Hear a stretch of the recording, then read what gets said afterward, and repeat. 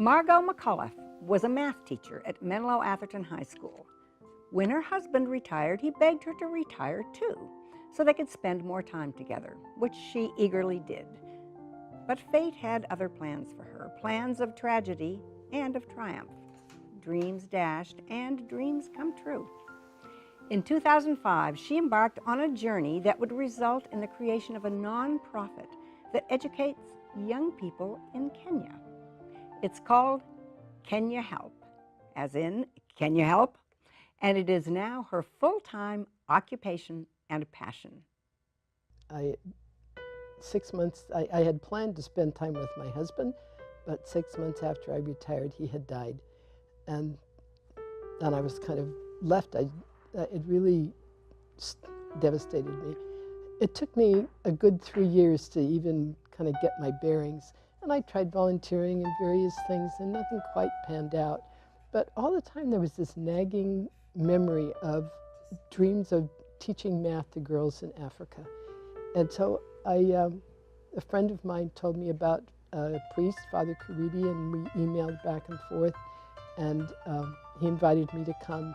So I went in September of 2005 for my initial visit, which was only a couple of weeks. I didn't know what to think. I didn't know what the school would be like. I didn't know where I would be living. I'd be living in a little round hut and sleeping on the floor. As it turned out, I had very nice accommodations in the rectory, but I didn't know that. The school that I went to, which is called Archbishop Ndengi, which at that time was a mixed boarding school for boys and girls, looked like it'd been through a war zone. But the people were wonderful, and once I got over the initial shyness and they with me, we had wonderful times and I just loved them. The kids were so appreciative, and they'd never had a white person come and teach them before. So that was really special for them and incredibly special for me. You went in expecting to teach, Yeah. and came out as a fundraiser. One of the things that I learned is that they had very good teachers, and I said, I can't do that because I would be replacing somebody. That person would lose their job, and I can't do that. I also learned that they had been phasing the girls out, so there were only girls in the last 2 years. And I was outraged because my whole issue is educating girls. And I actually said, are you nuts? So what are the girls going to do? And he said, we have a plot of land and we hope to build a new high school for them, but we don't have any money. And that's when I said, I'll see if I can go home and raise some money. So when I got home, first thing I did when I walked in the house was call my daughter and tell her I was home safely and so on. And actually she wanted to know what was going on, what I had experienced, and I told her. And she said, well, how much does it cost to support a child, Mom? And I said, at that time it was $650, it's now $800. And she said, oh, Tommy and I'll do that. And I said, wow, I didn't expect that. And then I called my son with a similar conversation, and he said, yeah, we can do that. And then I called a friend. She didn't say much. We finished the conversation, and about a minute later, she called me back and said, I'll match everything you give up to $1,000. And so, that was within 20 minutes of the time I'd walked in the door. This was the beginning of an outpouring of generosity, from in-kind donations of a prestigious law firm to $40,000 raised by a 6th grade girls basketball team. My expectations were that maybe I could raise $10,000 or $20,000. And it became more than that almost immediately. And I was stunned. I had no idea. I'm a math teacher. What do I know about raising funds? Very quickly, Margo raised enough donations to build a new school for girls. She continues to return every year, finding new opportunities to support the school and to help other members of the community.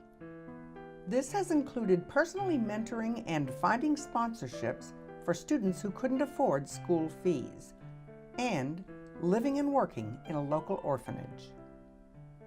After the second year, I moved into the orphanage, which is in the compound of the parish. And at that time, there were about 35 kids ranging in age from less than a year to maybe 14 or 15. And so over the years, I've watched those kids grow up. So we promised those children that we would educate them to the degree that they were capable. And there's a huge range from 2 girls who are learning to knit in a school that will teach them these really basic skills, to kids who are in medical school. Wow. And there's a girl studying engineering in India. There are kids doing nursing, medical technology, communication. If somebody had described what you just described and said, this is going to happen to you, what would you have thought? I said, to me? I don't think so, because I never would have imagined at that point that I would be teaching any place. I thought I was going to be with my husband. So it's just like a whole world that happened really because of his death. And it's a gift in a way of him to free me to do that. And I couldn't ever say that I was glad that he died, because I wasn't. But this has been another lifetime of experience for me that I would never have had. For a long time, I believed that every single person has a gift, and that our job is to figure out what the gift is and how we can give that gift. So for me, my gift was a math teacher. I love teaching math. What I've learned is that you can't do a lot, but you can do a little. And that's what you need to do, is a little, and sometimes a little grows into more than you had imagined, which has certainly been the case here. But like, everybody can see, here's a problem, and I can't solve that whole problem, but I can make this little contribution. That's been the most important thing that I've learned and continue to learn.